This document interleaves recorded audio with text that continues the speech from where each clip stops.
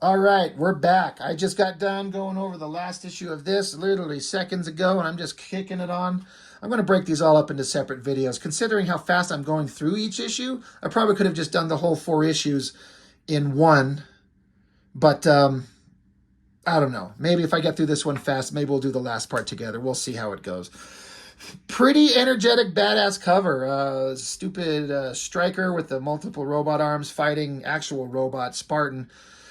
Big angry face, blowing holes through him. That's what Spartan was good for in the early appearances of these books. He just got holes blown through him, and he was kind of a boring stick in the mud. But at least he got to bang voodoo. That's the thing that was awesome about him. So I remember starting out, this is Jim Lee. We're going to see Jim Lee drawing Cyberforce. I can't really say there's anything wrong with this drawing, except I don't particularly care for it. The composition of it just puts 3 giant metal arms up front and then a head floating above it. For a big full-page splash, I don't know. I think there's a more interesting way to show that. His name is Morgan Stryker, by the way. He's a mutant born with 4 arms. He learned early on in his youth to accept life's challenges and overcome them. Of course he did. Thanks, Brandon Choi. Whatever. Oh, shit. Double-page spread. Cyberforce jumping onto the scene. Silvestri did this in the last issue in a flashback scene of all the heroes jumping out of the jet through the sky onto the ground. Now we get to see Silvestri's characters drawn by Jim Lee. They instantly don't look as interesting, which is kind of surprising to me. I think I mentioned this on the previous books. I did not flip these open and do a initial flip through them to kind of familiarize myself with the material before I started talking with them. Usually I do that, but sometimes I like to just we're just going to just jump into it fresh and see what I can see. I talked about how in the Wildcats miniseries, I thought that Jim Lee made Youngblood look really fucking cool. That's the best visual version of Youngblood at the time. So now you got Jim Lee doing Cyberforce. I don't care for it. Like, it's fine. It's just fine, but it's just lacking anything that was interesting. So this guy looks boring as shit. He's even got Ripclaw not looking good. Striker's kind of okay. Velocity's kind of okay. I'm just not too thrilled with that. So, and Jesus, why is Misery with Cyblade? What the hell did I miss? I'm not paying attention to the story, but either way, they're with Cyber. I think this is how they end up clashing, is that she's controlling Cyberforce, so it's going to confuse them, so that's where the fight's going to ensue from. So they all land on the ground. Why does Speedy Girl get to jump out of a jet and just land on her feet? She's fast. She can't fly, and she's not invulnerable. How does Stryker land? I get the muscle guy. I get the flying stupid guy, but Ripclaw, these guys are... Fuck me. What the hell? I'm the stupid one.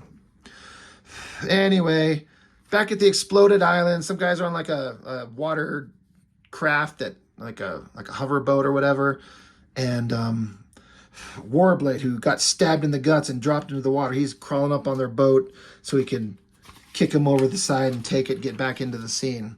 Cyberforce getting out of their jet, and Redhead Girl's pointing at him, telling him to go do whatever. Then Spartan, for some reason, he's hiding from them using his, some kind of thermal camouflage. He's hiding in the snow or some shit. Why do they attack? I don't know. Don't know.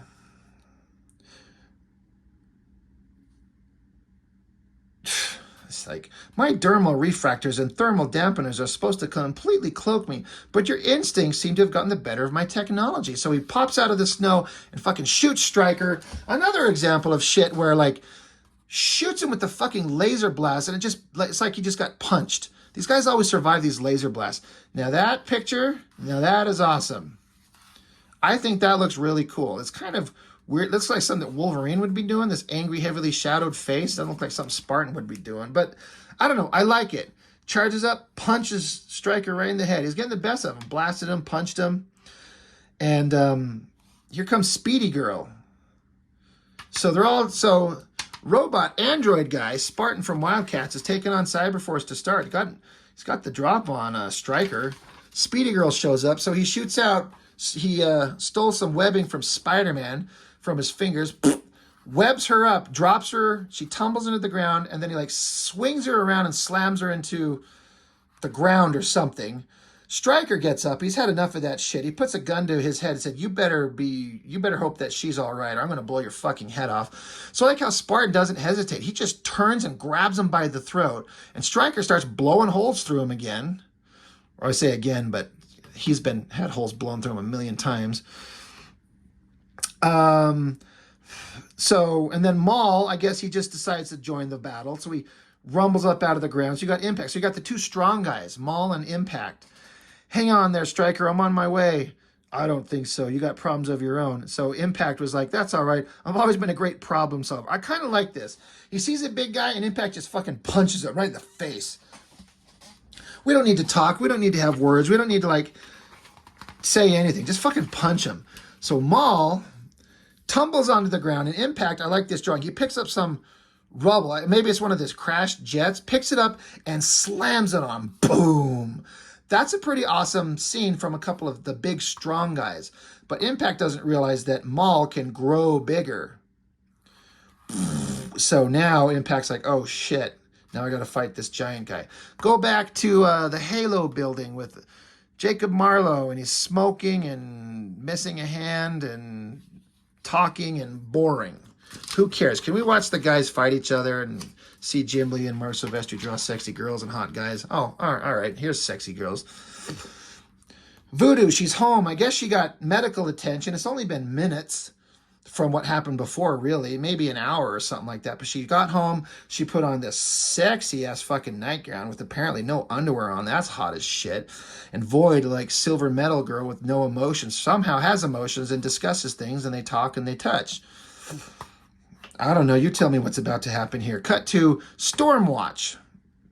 Another Wildstorm book. And this is like the orbital defense platform that Stormwatch, like a government-sponsored super team, you know, they're in space and they're seeing this battle going on. And so this is, what do they call this douchebag? Weatherman. That's right. He's Captain Picard. He's in charge. And he's seeing what's going on down there. And so his government team of superheroes, including this guy, his name is Cannon. He's like, hey, there's a battle going on. This is why we're here. You should send us down there to go stop them. This is what we're good at. This is what we're here for. And stupid weatherman guy's like, no, we're not doing that. Well, thank God you showed us this. I guess they're just trying to intercut the different characters and books and universes to show that they would actually at least look in on the situation. Pinup by Travis Charest. This is when he started to get kind of good, but not really good yet. He certainly became an incredible artist, and I already looked at that Wildcats X-Men crossover that he did. God, it looks so good. It's a perfect drawn book. That's pretty cool. But, you know, he's kind of in transition from being who he was and who he's going to become. Back with Maul beating the shit out of Impact, Grifter looking up in the sky, over things, and then stupid, boring Heatwave shows up and blasts Grifter. Should kill him, but maybe he stuns him or something because it doesn't kill him. Drops to the ground. Got to try and roll with the... Oh, this is interesting. He did. Like, he blasted him. He's like, good Lord, he's broken his neck. What have I done? So Grifter's got his neck snapped, but his head just cracks around. And he's like, holy shit, you're alive. And Grifter pulls out his stupid little super soaker laser guns and bam, bam, bam, bam, shoots him. But yeah, I make sure the setting's on stun and I let him have it. So, all right. He stunned him. That's fine. Meanwhile, he's like, where's Zealot? Well, you know the girls got to run into each other. So Zealot's going to show up and take on Ripclaw or whatever the fuck. But Cyblade shows up, gets her in a choke. By heck it, I was too focused on misery. And she pulls out her focused totality of her telepathic powers, just like Psylocke. And was going to zap her in the head, but Zealot grabs her hand, elbows her in the guts, and then fist to the face. So that was pretty cool. I like this kind of battle between them. That's pretty good. And Jim Lee drawing two hot girls fighting. We're into it. So she stands there looking relatively hot, telling her making a speech. Who cares? And kicks her in the fucking head. Boot. And then Ripclaw shows up, rips her fucking guts out. She's like, ah, but she stabs at him right through his arm, and then he rips her guts out a second time, and this time she can't hold it together, but she has to pose in the sexy, like, face down, ass up. And I'm here for it, dude. Like, Jim Lee draws some sexy girls. Get that ass in the air, even if your guts are ripped out and you're going to die. That's a pretty cool shot of him ripping at her. You know, face, boobies, face, claws. Not too much blood and guts, though. There could be more. There should be more.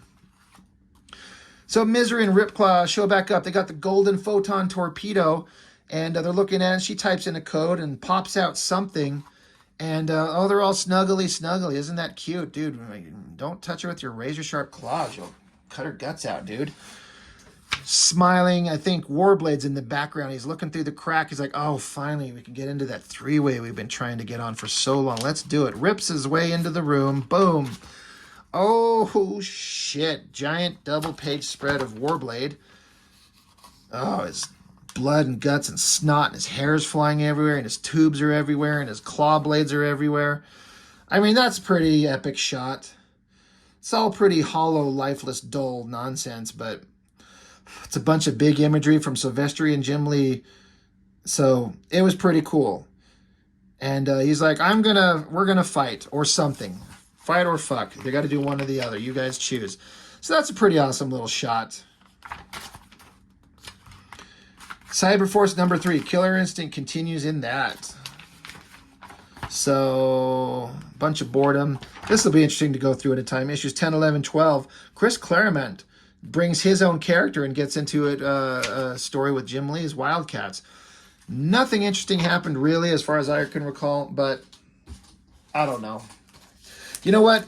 That only took 12 minutes to go through that whole issue. I was going to break all 4 of these up into 4 different videos, but you know what? Should we just look at the last one? Let's do it. We'll conserve time and space. Leave more room for more videos during the week from other stuff. Let's look at part 4 of Killer Instinct. Got Silvestri drawing stabbed, murdered, dead guys and hot redhead girl. I'm into it. Show me what you got, Silvestri. Let's go. Boom. The 2 most boring characters from the team, the leaders that are basically carbon copies of each other, flying in a twisty flying energy laser blast. I thought he was getting shot to death by Stryker. Whatever. Big blast in the background. I thought she had her guts ripped out and was barely holding him in. You got Grifter shooting at Stryker. Stryker shooting back. They're not hitting shit. Ducks out. This is interesting. I like that he showed, like right here, he's showing he ran out of ammo in this one gun, so he's ejecting a magazine, and his other hand's got another magazine. Like, they wear all this gear, but you never ever see them use it. Now, it's not necessary. Does anyone fucking care besides me? Probably not. But it's just an interesting thing to show him, like, eject his spent magazine and reload. So Maul's smashing down on the ground, trying to smash Velocity. She's zipping around super fast. And Sideblade throws some laser thing into his face. Cut to this. I always kind of like this shot of, looks like that's Heatwave with all the kind of classic rendering and hatching that these Image Comics guys popularized. Giant double page spread. Here's where we continue from that last issue. Warblade showing up. Ripclaw's going to protect her. Again, that figure on the girl, the side, the hips, the lighting on her ass cheeks, really good. I like this big shot of their eyes. Warblade, man, he's going to get it. We're going to do this. We're going to finally get it on. Can we just get it on, please? More giant hands and blades. I wonder if we looked at how many just open-handed claw blade hand shots are in this book. We could get up to like 50. So, we got Cyblade and Zealot showing up. And Mark Silvestri drawing hot girls fighting. He always draws Cyblade looking pretty sexy. You got to get the girl with the thong ass out there. I appreciate that he's showing that she's still trying to hold her guts in. Because she did get shredded. So, she's not... I think these 2 characters at peak strength with Zealot not wounded, she would beat the ever-living fuck out of Cyblade. She's just way better than her as far as... She's way ancient. She's like hundreds, if not thousands of years old. She's... ancient warrior. She's way better than Cyblade, but she's got her guts ripped out, so Cyblade's got the advantage. She zaps her sword out of her hand, kicks her in the face, punches her in the face, angry, screamy face and boobs, and jumps on top of her. They should just start making out, but he starts punching her, just punching. And then she picks up Zealot's sword and hands it to Velocity. Now, I feel I need to stress that these Cyberforce characters are under like the mental control of that Misery girl.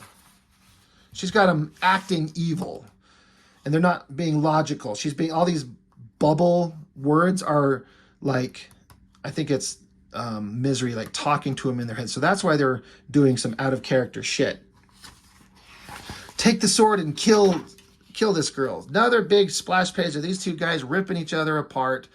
Ponytails and blades and guts and blood. There's another stretchy punch. If he could get the drop on him and punch him, why don't you just have all your blades out and stab him in his face and rip his head off?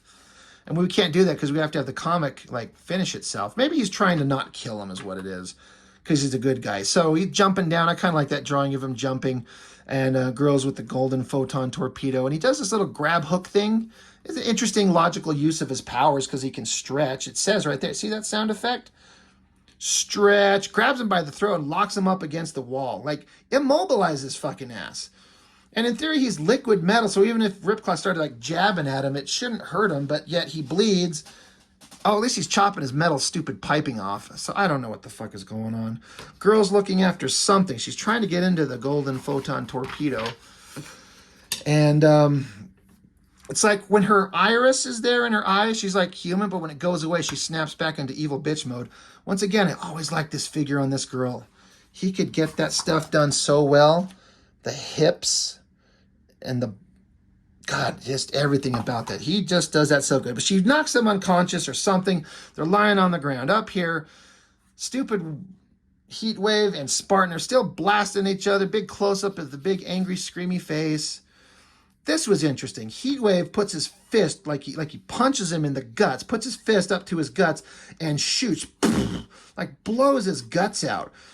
I like that they're being violent and using their powers, but they can only do it to the robot because you can blow the robot away and then it doesn't matter.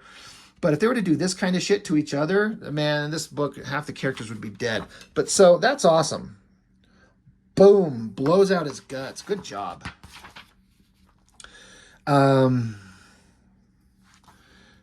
Stupid Striker's got Grifter kind of pinned down, and then you got over here where Cyblade is trying to tell Velocity to take that sword and kill Zealot, who's unconscious. Cyblade got the drop on her. More exaggerated, sexy girl figures, but I like them. Man, that body on that Velocity there, she's supposed to be like a teenager. So I don't know if we're supposed to feel gross about it. I like the sword in her hand. I like that drawing of Cyblade. Look at that, again, that simple drawing of her face, the eyes and the mouth, and even that tiny little drawing, you can kind of see like the smug, like, yeah, it's your turn to become one of us. Like, we're the cool girls. Kill the mean girl.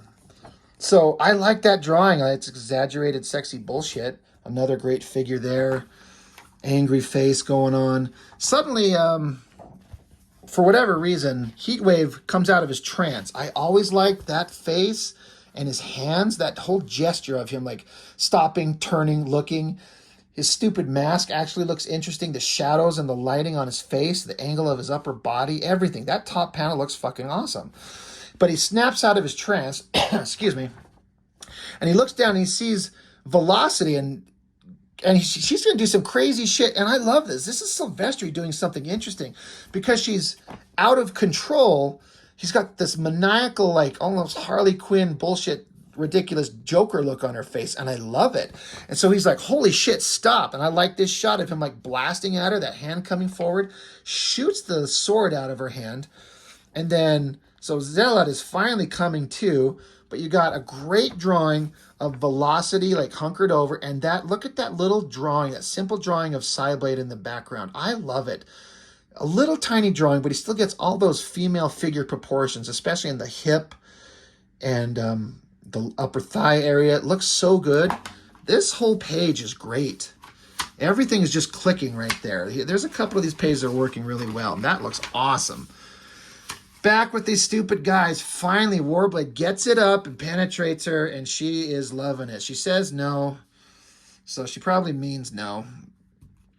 But getting stabbed interrupts her physical control. So everyone out who is the Cyberforce guys are being controlled. They're all like dropping and like, oh shit. Their minds are getting cleared from the control. Stupid Maul falls on top of Impact there. And um, there's something about a baby. She was pregnant and then she got killed. I think the thing that we're about to find out with this girl, because this is not the same girl from the other issue where there was like a flashback when she was there and she got stabbed. It's like she got stabbed like this. How did she survive? I should say that's a good shot, a good anatomy. Her mouth agape as she getting stabbed in the guts, the muscular arms and the body. I'm not sure why he shadowed out everything, but it looks pretty damn good. Even the hair, the inking did it. The inker did a great job on that. But like, how is she still alive? This fucking bitch. Oh, sideways again. She's a robot. These are her open guts. Good figure drawing, but she's a robot, and she's normal, and that's why I guess she was snapping in those previous panels before where she was like kind of had some human emotion, but then the robotic programming took over.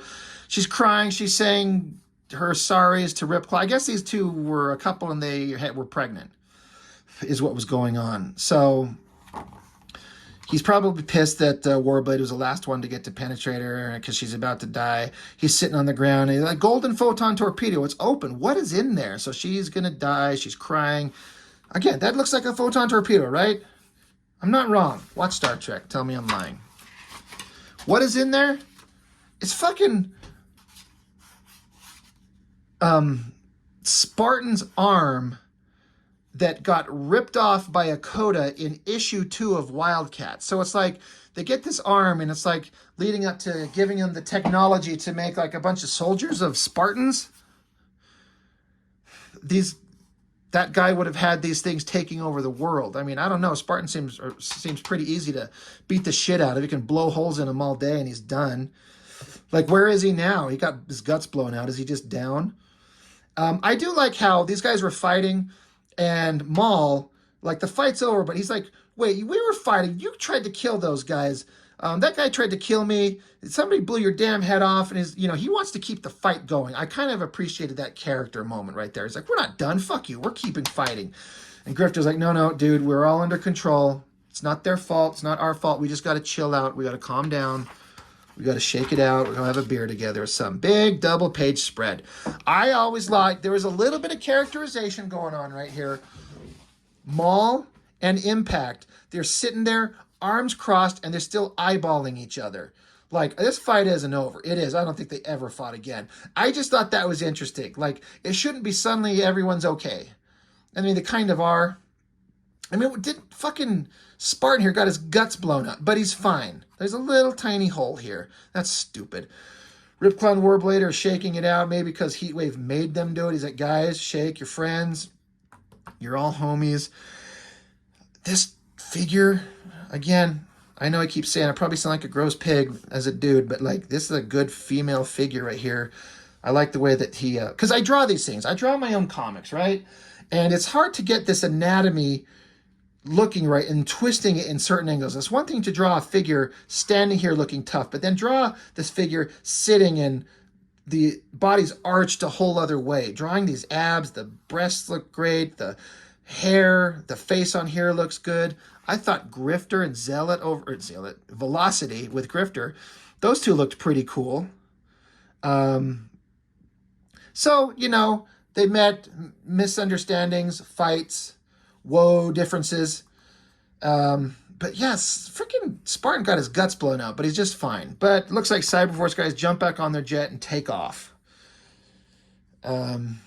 So everyone's happy, right? Where does this thing even go? Where does it end? Oh, yeah, right. I remember. We get some scummy little alleyway in the city. Some scummy-looking monster hooking up. We got Ballistic. This girl is a major character in the books that we haven't seen yet. She's been off on her own. She was a bad guy, but then her, again, as with all these characters, their memories were altered, and she got her memories back, and so she's not the bad guy. She's not exactly a good guy, but what she is a pretty badass drawing. Look at these crazy fucking guns with, like, pointy things and belts of bullets and shit. I mean, her face is a little inhumanish looking, but they're going for dramatic lighting. Sword sticking out the back, awesome cloak, standing in the water. That's pretty awesome. That's a good shot. And the next issues of Cyberforce go into a story about her, getting into her, because we spent a bunch of time doing nothing with her. But that's awesome to see her back. I forgot that she was part of the group, but not in it yet. And that's the end of that. That is the end of the Killer Instinct thing. So it's pretty standard shit. Nothing, no new ground broken. It's just a bunch of ponytails and blades and boring robot guys and hot girls, and they're all fighting it out. But artistically, it was pretty damn fun. There was a lot of interesting, great artwork going on in these. I know I was ripping it up. I mean, honestly, I know some people like will mention my channel. I've heard him talking like he doesn't like anything. That's not true. I like plenty of things. It's just some of these things you have to kind of be honest about the silliness of it. It's all fun. I loved it at the time. I had the greatest time reading this as a kid, and it's fun to revisit them, but some of it is just so ridiculous. You have to point it out. But a fun run, you know. It's light on brains, but it's overflowing in like excitement and fun, right? And that's okay. That is okay. So anyway, that is the Killer Instinct crossover. I've been excited to get to this shit for a long time. I've been like, I got to go in order. I'm not going to jump to this issue here, but then go back and do Cyberforce #1. Like, we got to do it in order. So I was excited to get to these. Glad we finally got to look at them. Good times, fun stuff. So I guess that's all I got for now. So thank you for joining me as always. I appreciate you guys watching and commenting and talking, and I'll have questions like I can't even remember something. This has happened several times recently. I'm like, what is this? This thing that I can't remember. I couldn't remember the name Art Nouveau that Adam Hughes was doing, and one of you reminded me of that. Or one of you clarified that these characters were Fire and Ice from the Justice League. You clarified that. Or there was another thing. It just skipped my mind. I can't think of this stuff. When I'm live on camera, my brain just shuts off and I can't think of what the hell I'm trying to think of. I do terrible under pressure. Anyway, Killer Instinct. Badass shit, even though it's kind of dumb. So that's all I got for now. Thank you for joining me. We'll see you on the next one.